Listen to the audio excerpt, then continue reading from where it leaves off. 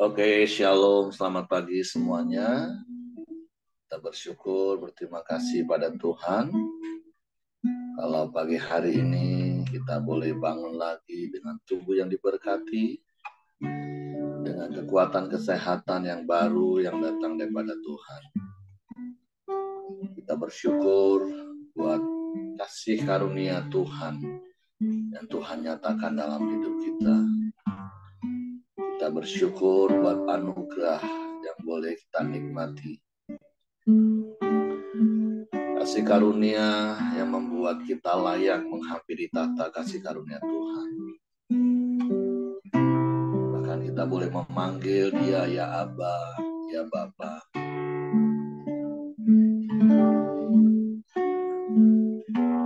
Bapa, kami bersyukur, kami berterima kasih kepadamu pagi hari ini. Terima kasih buat anugerah-Mu dalam hidup kami. Engkau jadikan kami anak-anak-Mu, sehingga kami dapat memanggil-Mu ya Aba, ya Bapa. Karena kasih-Mu, Engkau menebus hidup kami. Engkau menyelamatkan hidup kami. Bapa, kami bersyukur kepadamu pagi hari ini. Kami menaikkan pujian, penyembahan, pengagungan kami kepadamu. Sebab Engkau yang layak dipuji, disembah. Terima kasih. Ku masuk ruang Maha Kudus dengan darah anak domba. Ku masuk dengan hati tulus menyembah yang Maha Kuasa. Ku masuk ruang Maha Kudus dengan darah anak domba. Ku masuk dengan hati tulus menyembah yang Maha Kuasa. Ku menyembahmu,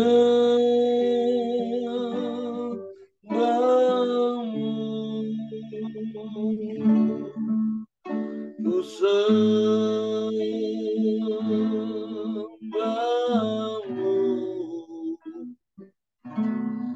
ku menyembahmu,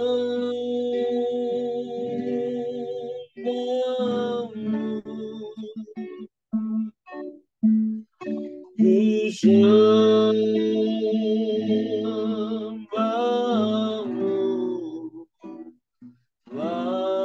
namamu kudus,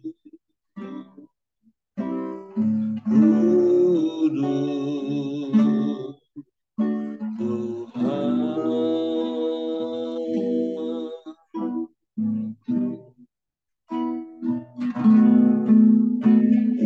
Masuk ruang Maha Kudus dengan darah anak domba. Ku masuk dengan hati tulus menyembah yang Maha Kuasa. Ku menyembahmu,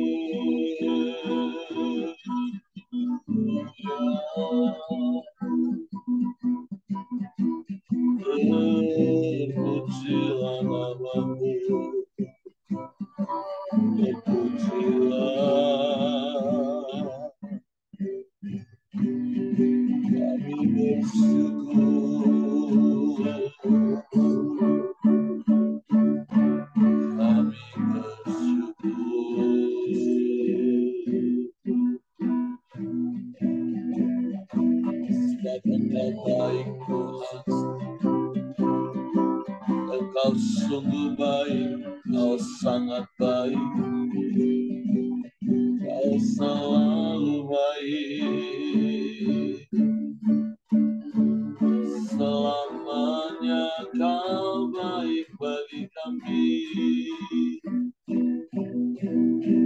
Sebab Engkau Allah yang tak pernah berubah, dulu, sekarang, bahkan sampai selamanya. Kau tetap Allah, Kau tetap Tuhan.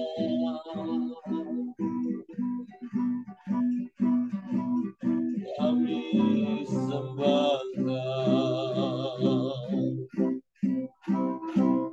kami sembah Kau, kami puji, kami muliakan nama-Mu Tuhan.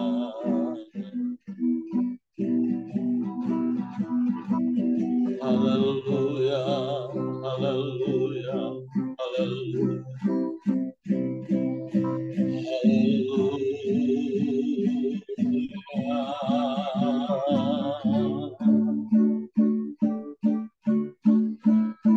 Oh, pujilah nama-Mu Tuhan.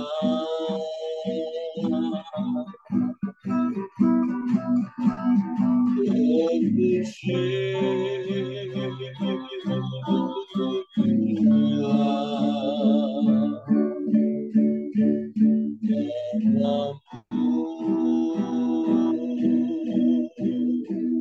haleluya, haleluya, haleluya, haleluya, haleluya, haleluya, haleluya. Yesus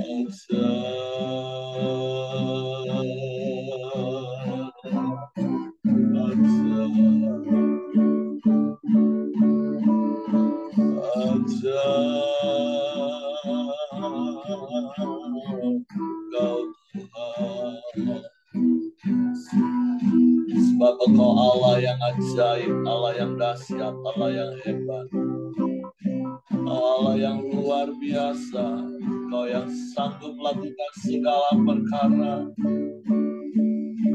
Kami bangga punya Allah yang seperti-Mu, punya Bapa yang seperti-Mu,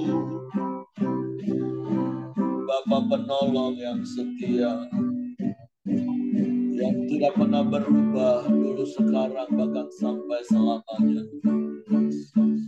Haleluya.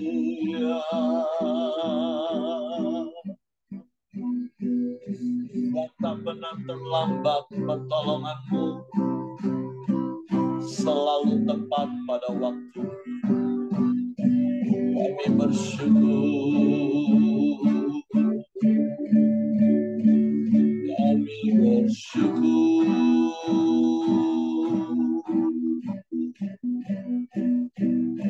Haleluya, haleluya, haleluya. Haleluya, haleluya, haleluya. Terpujilah nama-Mu.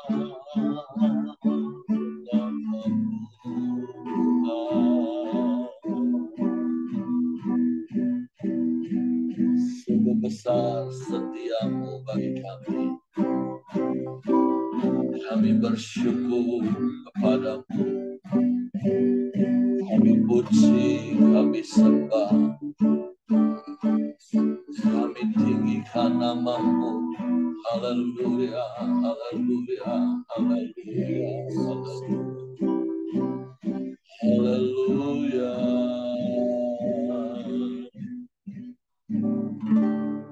Terpujilah namamu.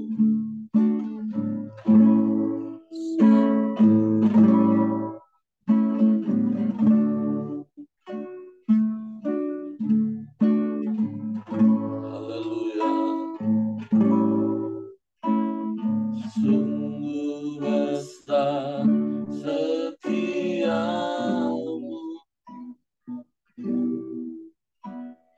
Kau nyatakan bagiku.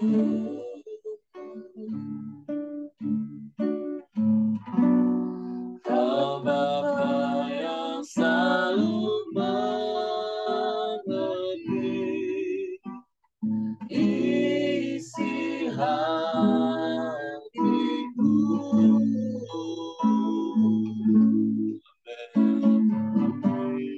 Kemuliaan-Mu Kau janjikan. Aku tetap percaya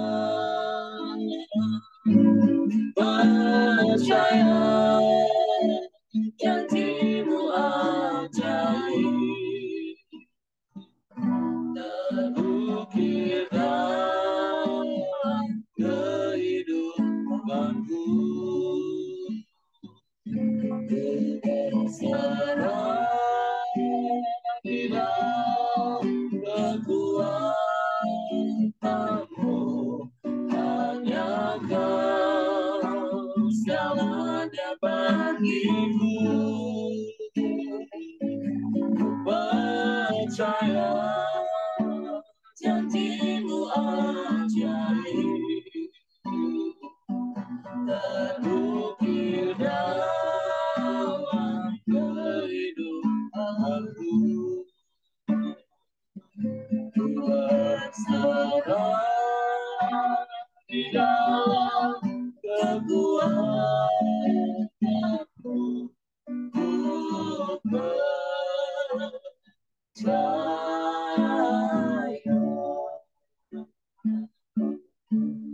Sungguh besar setiamu Tuhan. Sungguh besar setiamu, Kau nyatakan bagiku.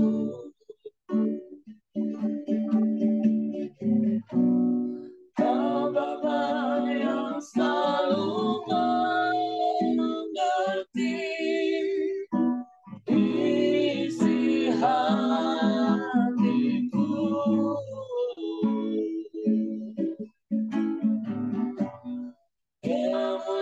Kemuliaan-Mu Kau janjikan.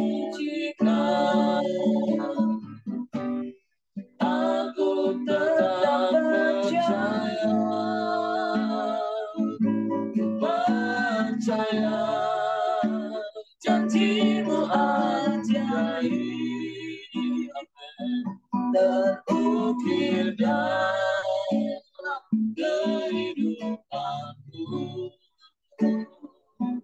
Ku berserah di dalam kekuatan-Mu, hanya Kau segalanya bagiku. Percaya janji-Mu ajaib, amin, haleluya, terukir dalam kehidupanku. Ku berserah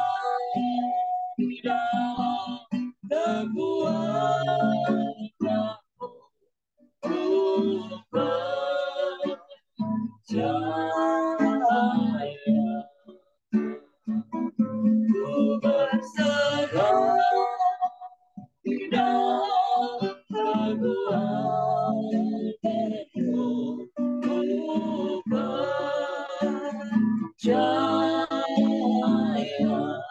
Sekali lagi katakan, ku berserah di dalam kekuatanmu. Ku percaya.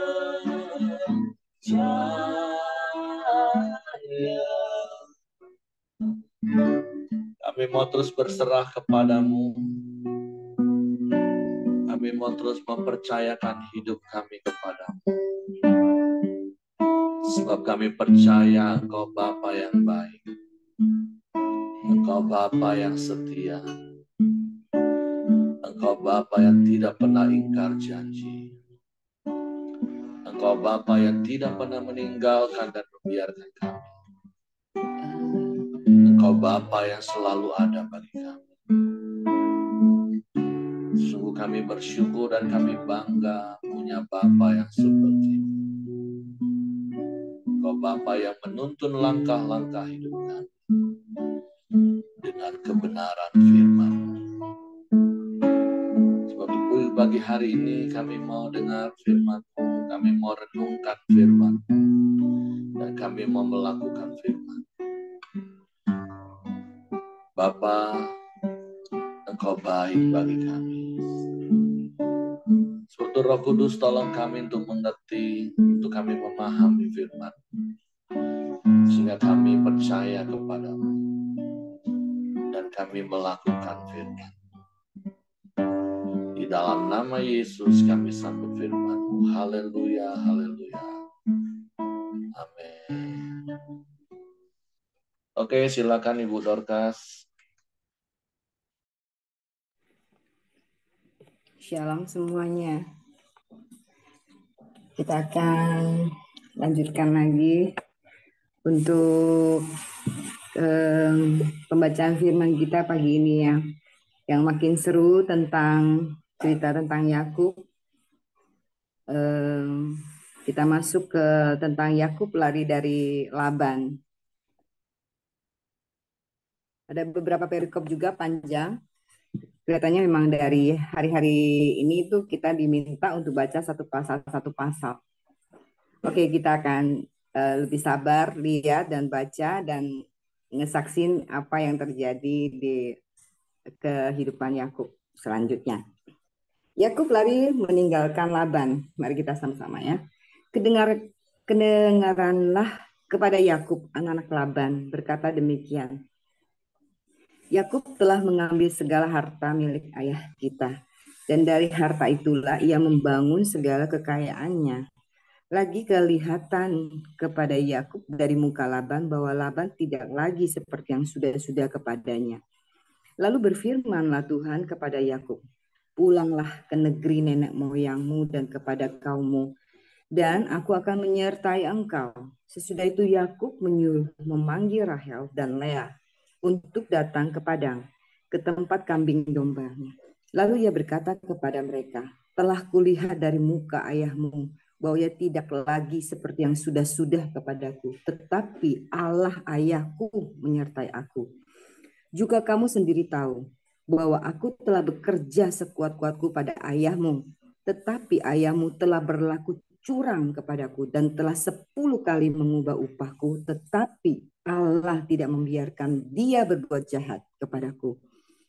Apabila ia berkata, yang berbintik-bintiklah akan menjadi upahmu, maka segala kambing domba itu beroleh anak yang berbintik-bintik. Dan apabila ia berkata, yang bercoreng-corenglah akan menjadi upahmu, maka segala kambing domba itu beroleh anak yang bercoreng-coreng. Demikian Allah mengambil ternak ayammu untuk memberikannya kepadaku. Pada suatu kali pada masa kambing domba itu suka berkelamin, maka aku bermimpi dan melihat bahwa jantan-jantan yang menjantani kambing domba itu bercoreng-coreng, berbintik-bintik dan berbelang-belang. Dan malaikat Allah berfirman kepadaku dan dalam mimpi itu, Yakub, jawabku, ya Tuhan.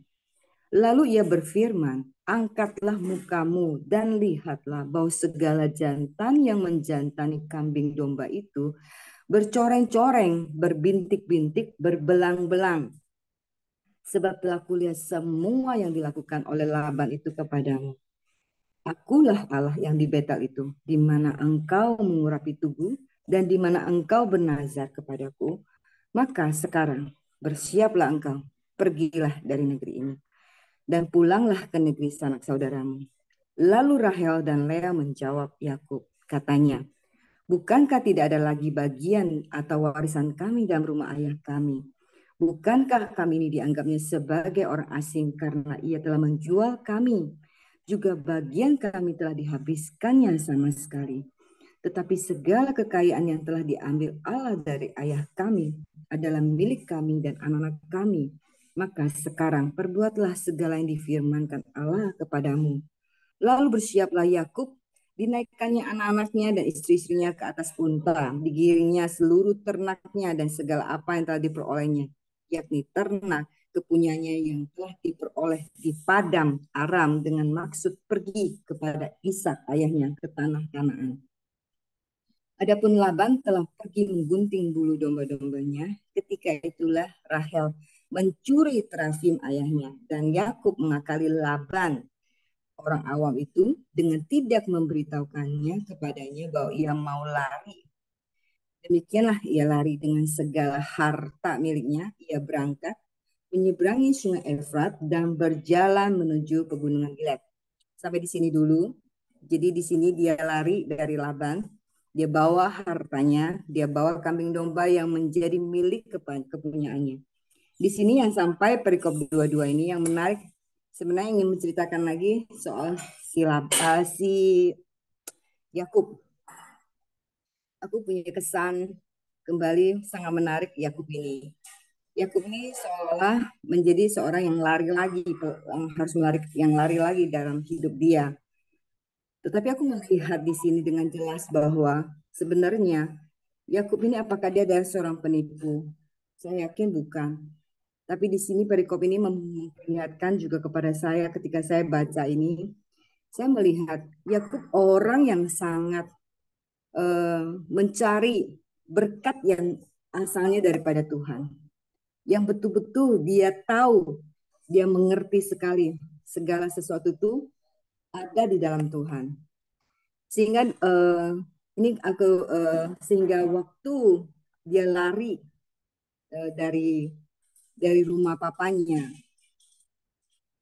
karena dia takut, karena dia minta berkat sendirian daripada Tuhan, karena dia tahu sumber yang paling utama adalah dari Allah, sehingga dia rela melakukan hal yang kelihatannya berbahaya bagi dirinya, tapi dia paham betul karena di dalam Tuhan ada kelimpahan yang sesungguh-sungguhnya. Jadi dia tahu persis gitu loh, dan dia mengambil itu. Aku melihat, aku merasa bahwa Yakub ini adalah orang yang benar-benar mengerti siapa Allah yang dia percaya. Kedua ya, saya melihat Yakub ini, dia orang yang juga selalu mengakui Tuhan di dalam segala hal yang di dalam hidup dia, gitu loh, di dalam perikop. Untuk kondisi seperti dia diperlakukan tidak adil, dia diperlakukan sangat buruk oleh Laban, saya ngerasa seperti itu. Tetapi dia terus mengatakan di dalam mulut bibirnya, dia selalu mengatakan bahwa ayat 5 dia mengatakan, Allah ayahku yang selalu menyertai aku.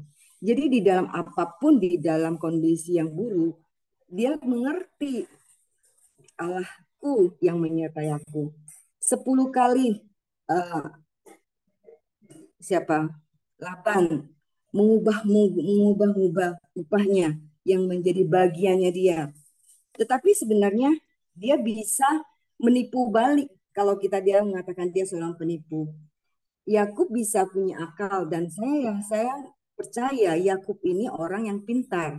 Yakub ini orang yang cerdas sebenarnya. Tetapi dia orang yang betul-betul mengerti, tunggu apa yang kata Tuhan juga mau.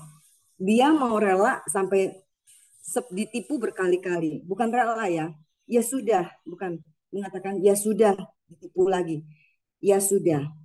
Mungkin orang cerdas yang pada umumnya yang mengikuti nilai keseimbangan dunia, mungkin nilai keseimbangan yang seringkali kita dengar, Dia nggak mengikuti nilai keseimbangan itu, tapi dia mengikuti apa yang kata Tuhan. Sampai satu titik kata Tuhan, ya kamu pergi dari situ. Dia pergi dari situ. Jadi kehidupan Yakub itu dia persis tahu Tuhan yang dia percaya, Tuhan yang membela dia. Kemudian Yakub juga menjadi seorang pemimpin bagi istrinya dan anak-anaknya. Dia kapan dia harus keluar, kapan dia harus ambil keputusan, dia mengambil segala risiko dan bawa seluruh keluarganya itu. Dia dari seorang pemimpin. Jadi di sini saya ingin tekankan, bukan wanita yang ketika keluarga hancur oleh karena seorang wanita, tetap adalah seorang pemimpin di tangan laki-laki. Wanita adalah penolong. Ketika laki-laki bisa menjadi berhasil, memang dia ditolong. Tetapi kehancuran sebuah keluarga, sebuah bangsa, bukan karena seorang wanita, tetapi karena seorang laki-laki yang Tuhan ciptakan sebagai seorang pemimpin. Amin, gak yang bapak-bapak? Nanti aku diprotes. Oke, kita lanjut lagi ya. Laban, tentang kita bicara ya tentang Yakub, kita bicara tentang Laban sekarang. Laban mengejar Yakub. Ayat 22. Ketika pada hari ketiga dikabarkan kepada Laban bahwa Yakub telah lari, dibawanya sanak saudaranya bersama-sama. Dikejarnya Yakub 7 hari perjalanan jauhnya. Lalu ia dapat menyusulnya di pegunungan Gilead. Pada waktu malam datanglah Allah dalam suatu mimpi kepada Laban orang Aram itu serta berfirman kepadanya, jagalah baik-baik supaya engkau jangan mengatai Yakub dengan sepatah kata pun. Ketika Laban sampai kepada Yakub, Yakub telah memasang kemahnya di pegunungan, juga Laban dengan sanak saudaranya telah memasang kemahnya di pegunungan Gilead. Berkatalah Laban kepada Yakub, apakah yang kau perbuat ini? Maka engkau mengakali aku dan mengangkut anak-anakku perempuan sebagai orang tawanan. Mengapa engkau lari diam-diam dan mengakali aku?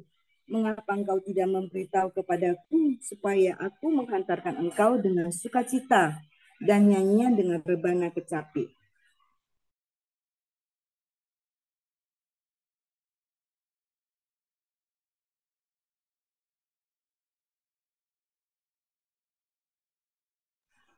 Lagi pula engkau tidak memberikan aku kesempatan untuk mencium cucu-cucuku laki-laki dan anak-anakku perempuan. Memang bodoh perbuatanmu itu. Aku ini berkuasa untuk berbuat jahat kepadamu. Tetapi Allah ayahmu telah berfirman kepadaku tadi malam, jagalah baik-baik, jangan engkau mengatai Yakub dengan sepatah kata pun. Maka sekarang, kalau memang engkau harus pergi semata-mata karena sangat rindu ke rumah ayahmu, mengapa engkau mencuri dewa-dewaku? Lalu Yakub menjawab ya Laban, aku takut karena pikirku, jangan-jangan kau merampas anak-anakmu itu daripadaku. Tetapi pada siapa engkau menemui dewa-dewamu itu? Janganlah ia hidup lagi. Periksalah di depan saudara-saudara kita segala barang-barang yang ada padaku dan ambillah barangmu. Sebab Yakub tidak tahu bahwa Rahel yang mencuri terafim itu. Lalu masuklah Laban ke dalam kemah Yakub dan ke dalam kemah Lea dan ke dalam kemah kedua budak perempuan itu. Tetapi terafim itu tidak ditemuinya. Setelah keluar dari kemah Lea, ia masuk ke dalam kemah Rahel. Tetapi Rahel telah mengambil terafim itu dan memasukkannya ke dalam pelana untanya dan duduk di atasnya. Laban menggeledah seluruh kemah itu, tetapi terafim itu tidak ditemuinya.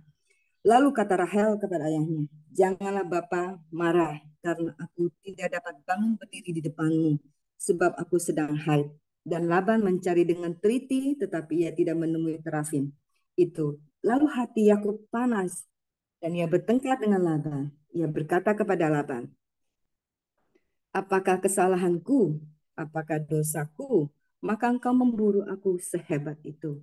Engkau telah menggeledah segala barangku. Sekarang, apakah yang kau temui dari segala barang rumahmu? Letakkanlah di sini, di depan saudara-saudaraku dan saudara-saudaramu, supaya mereka mengadili antara kita berdua. Selama 20 tahun ini aku bersama-sama dengan engkau. Domba dan kambing betinamu tidak pernah keguguran, dan jantan dari kambing dombamu tidak pernah kumakan. yang diterkam oleh binatang buas tidak pernah kubawa kepadamu. Aku sendiri yang menggantinya, yang dicuri orang, baik waktu siang, baik waktu malam. Selalu engkau tuntut daripadaku. Aku dimakan panas hari waktu siang dan kedinginan waktu malam, dan mataku jauh daripada tertidur.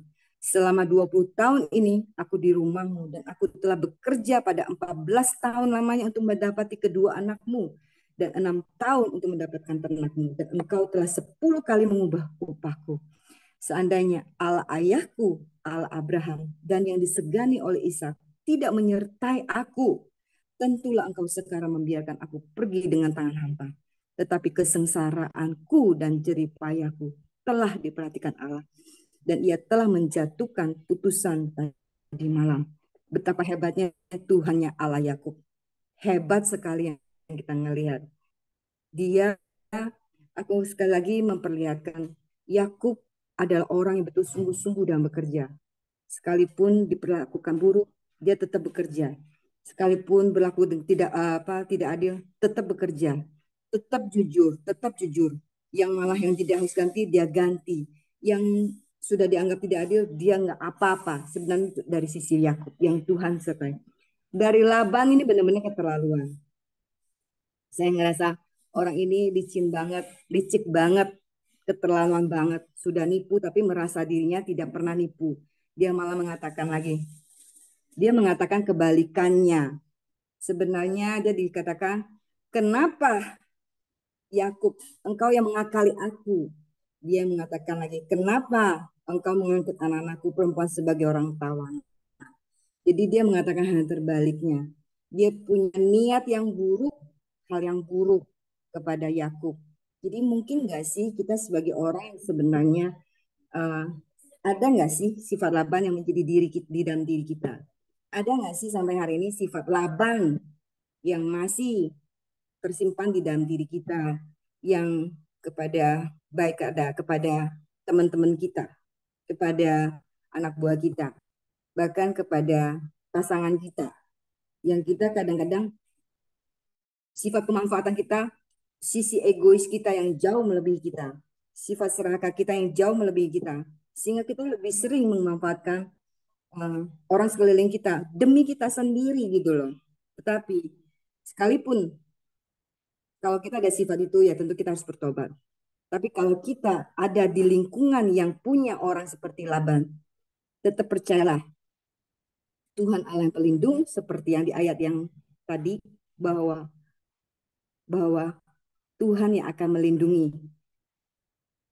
42 ayat yang sangat berkesan untuk aku. Seandainya Allah ayahku, Allah Abraham, yang disegani oleh Ishak tidak sertai aku, jika Tuhan tidak menyertai kita, habislah kita sebagai anak-anak Tuhan. Kalau kita sebagai anak-anak Tuhan yang tidak disertai, itulah habislah kita semua. Tetapi tidak, saya percaya bahwa Allah Abraham, Allah Yakub, Allah yang sama, Allah yang kita akan sertai kita di dalam sekalipun di dalam keadaan kita yang saat ini diperlakukan tidak adil. Saya nggak tahu kita dalam kondisi yang seperti apa. Tapi percaya terus janji Allah kepada hidup kita. Berikut yang terakhir, 43. Lalu Laban menjawab Yakub, perempuan-perempuan ini anak-anakku, dan anak-anak lelaki ini cucu-cucuku, dan ternak ini ternakku. Bahkan segala yang kau lihat di sini adalah milikku. Jadi apakah yang dapat kuperbuat sekarang kepada anak-anakku ini atau kepada anak-anak yang dilahirkan mereka? Maka sekarang marilah kita mengikat perjanjian aku dan engkau, supaya itu menjadi kesaksian antara aku dan engkau.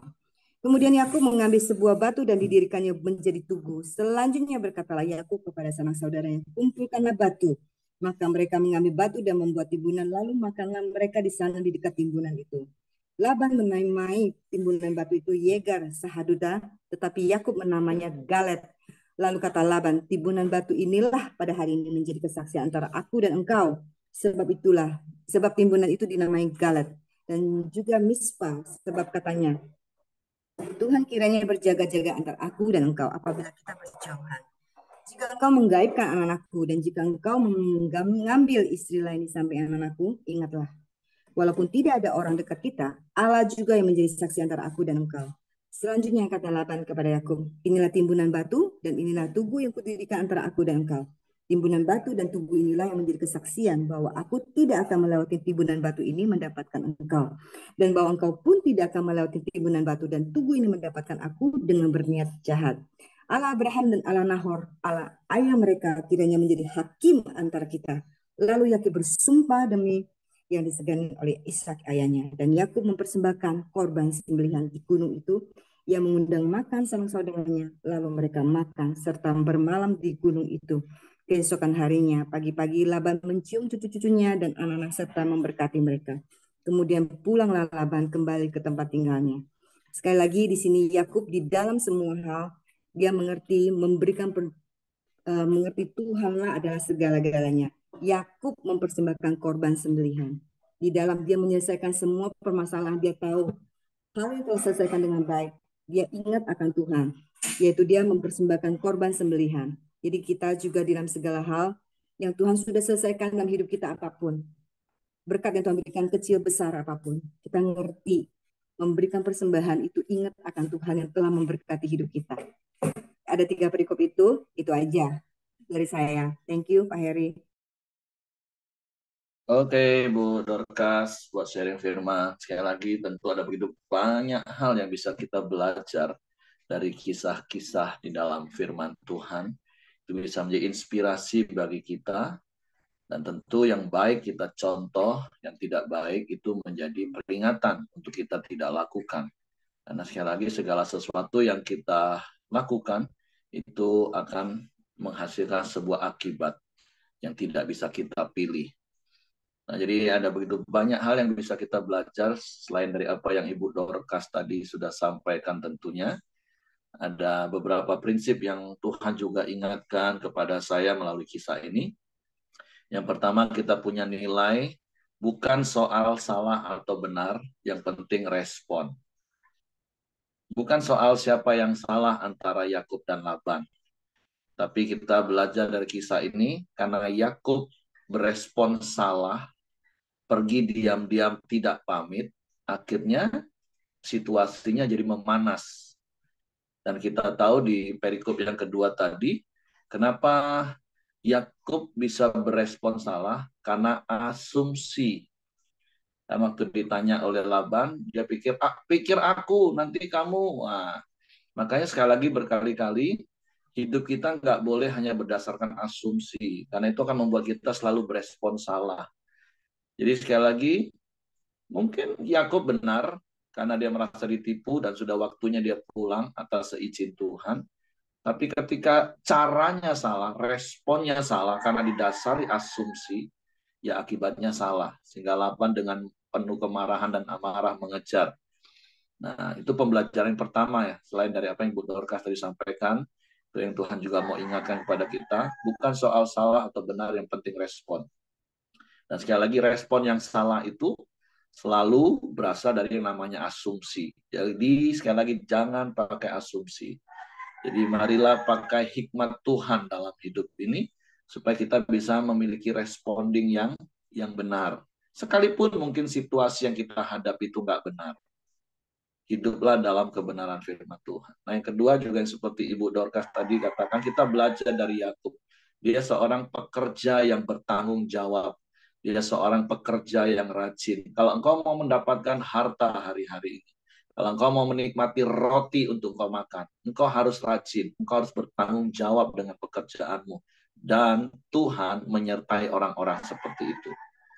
Jadi jangan jadi orang malas yang bisanya hanya mengeluh dan bersungut-sungut dan selalu kurang, menyalahkan Tuhan, menyalahkan keadaan, menyalahkan orang-orang di sekeliling.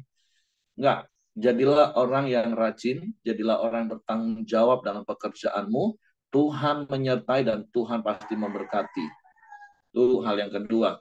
Nah, yang ketiga yang saya dapat selain dari apa yang Ibu Dorcas tadi katakan, segala sesuatu itu bisa diselesaikan dengan yang namanya komunikasi dengan baik. Tentu komunikasi ini dari kisah ini kita tahu karena Tuhan intervensi di dalamnya. Karena malam sebelum Laban menjumpai Yakub, Tuhan intervensi. Awas ya, jangan kau ngomongin hal-hal yang nggak baik, apalagi bertindak. Ngomong yang salah saja Tuhan sudah kasih peringatan. Tapi kan kembali karena akhirnya Yakub dan Laban berkomunikasi. Makanya keterbukaan itu awal dari pemulihan. Mari belajar berkomunikasi dengan terbuka, dimulai dari pasangan, bahkan dengan siapapun juga. Kalau ada miskom, jangan berasumsi. Kalau ada miskomunikasi, segera dikomunikasikan dengan yang bersangkutan. Jangan berasumsi, apalagi terus nyebar ke sana kemari. Komunikasikan dengan terbuka dengan yang bersangkutan. Pasti akan ada solusi dan jalan keluar yang baik. Oke, itu saja yang ingin saya sampaikan.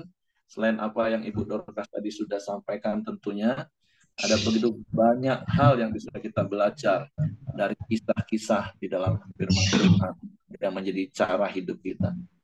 Oke, silakan Ibu Mirianti. Ya, memang ayat ini banyak dan banyak hal kita bisa belajar dari pasal 31 kejadian ini. Saya melihat begini, Rahel itu kan istri yang paling dicintai oleh Yakub. Tapi dia berbuat satu kesalahan yang fatal sehingga nanti keturunannya itu ada yang menyimpang dari Allah, yaitu apa? Dia mencuri berhala, terafim ayahnya. Dia mencuri itu. Nah, itu nanti keturunannya itu akan terpecah belah, beberapa tidak akan menyembah Tuhan lagi, tapi mereka menyembah berhala. Jadi dalam satu keluarga itu kita harus kompak ya. Suami istri itu harus sepakat, harus satu gitu. Menyembah Tuhan saja. Jangan tergiur oleh sesuatu yang indah sehingga kita menjadikan sesuatu itu menjadi berhala dalam rumah kita. Itu yang saya dapat, Pak. Karena terafim itu dicari oleh Laban dan disembunyikan benar-benar oleh Rachel. Wah, itu sesuatu yang bahaya. Terima kasih, puji Tuhan. Oke, terima kasih ya. Jadi seperti di awal tadi juga Ibu Dorcas katakan pria itu bertanggung jawab karena dia sumber. Dan Rahel bisa nipu, dari mana belajarnya? Dari Yakub suaminya. Iya, dari suaminya. Nah, jadi sekali lagi mari para suami jadilah sumber yang benar, kita menjadi teladan yang benar bagi istri dan anak-anak kita. Karena kita adalah sumber. Oke, terima kasih Bu Mirianti. Silakan yang lain kalau dapatkan hal-hal yang baru dari apa yang kita baca hari ini dibagikan supaya kita juga mendapatkan banyak hal untuk kita belajar dalam hidup ini. Oke, kalau tidak ada, saya serahkan kepada Hengki. Mari kita masuk dalam doa kita di pagi hari ini. Silakan Ko Buyung. Tuhan, terima kasih buat pagi ini. Kami bersyukur buat kebenaran firman-Mu yang mengingatkan setiap kami, Tuhan. Terutama untuk pria, Tuhan.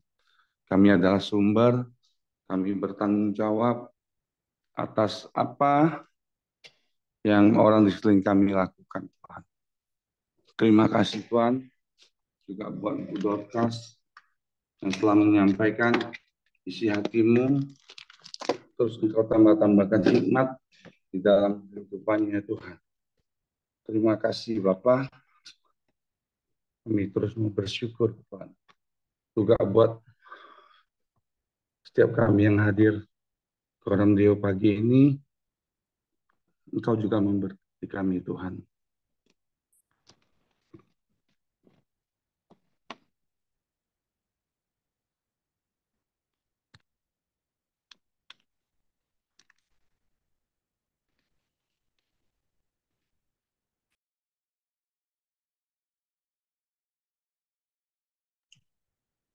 Suara Ko Buyung termute kok.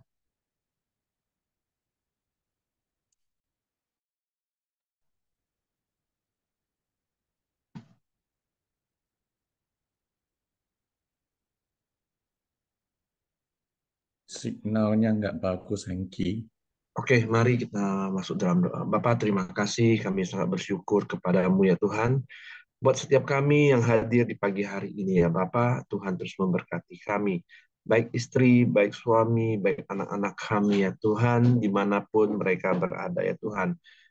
Biarlah Tuhan terus memberkati ya Tuhan. Kami percaya perlindungan-Mu, penyertaan-Mu, terus menyertai keluarga setiap kami yang hadir di pagi hari ini ya Tuhan. Apapun usaha dan pekerjaan kami ya Tuhan, kami percaya Engkau Tuhan Allah yang memberkati kami ya Bapa. Kami selalu bersyukur kepadamu ya Tuhan. Engkau sungguh baik, Engkau sangat baik ya Bapa. Terima kasih. Kami bersyukur di pagi hari ini kepada Engkau ya Bapa. Terima kasih buat bangsa dan negara kami Indonesia ya Tuhan, di mana kami ada, di mana kami tinggal ya Tuhan. Kami percaya bangsa Indonesia ini dipenuhi dengan kemuliaan-Mu.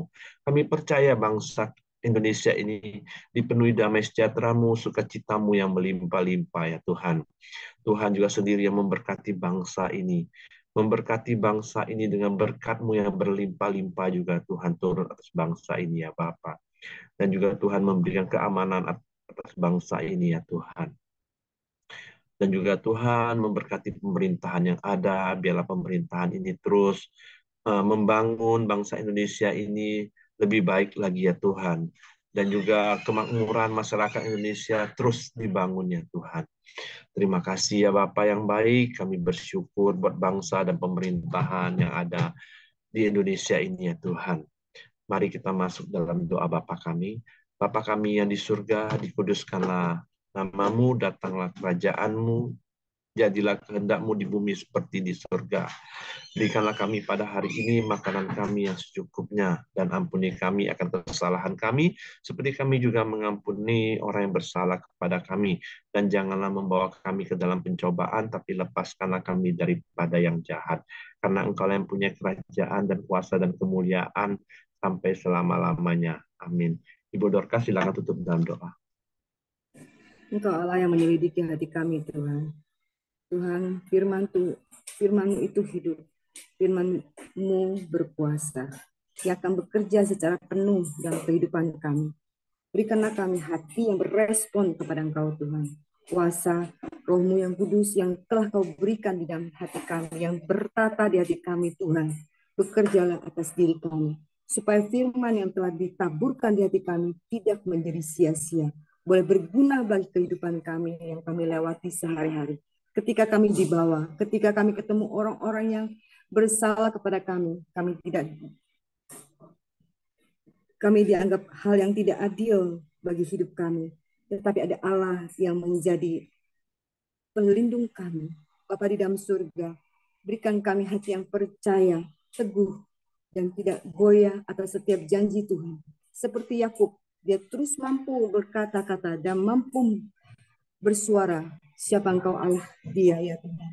Dia mampu mengakui Engkau di dalam keadaan dia yang sulit, bahwa Engkau adalah Allah yang menyertai dia. Kepada siapa dia ketemu, dia akan mengatakan itu.